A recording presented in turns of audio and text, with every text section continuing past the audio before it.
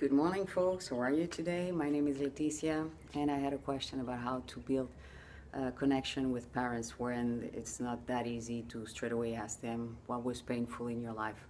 So I think one of the first things we can do from our side is actually think of our parents as fellow adults, thinking of them as friends, meaning that how would you talk to a friend of that age if those people weren't your parents?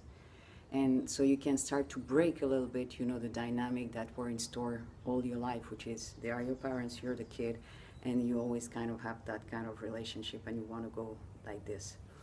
So really start from your side, ask how would you talk to them, what would you tell them? Find common activity that you can talk about, like, I don't know, cooking or whatever, things also in the world. So if they were your friend, you wouldn't just talk about memory, family, kids, and things like that. You'd be talking about what's happening in the world. And if your parents are not so into the news, you can actually give news to them. My grandmother was very much into news, but just some of them.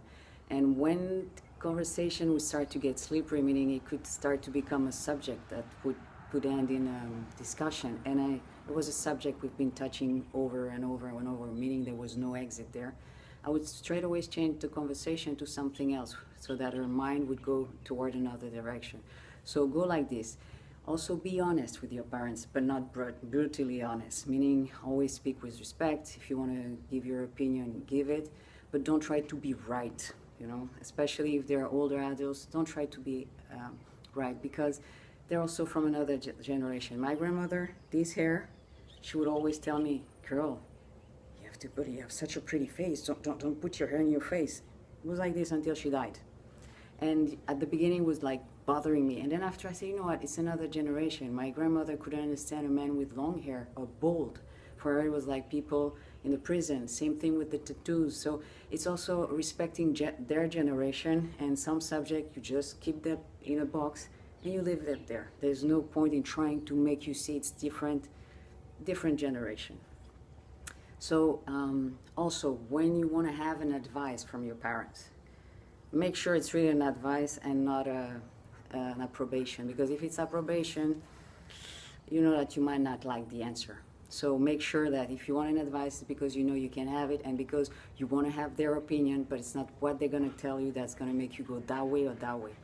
And if they're the kind of parents that give you advice all the time, even though you don't ask for, respect it, say thank you, and anyway, you don't live with your parents anymore, and you're free to make your own decision.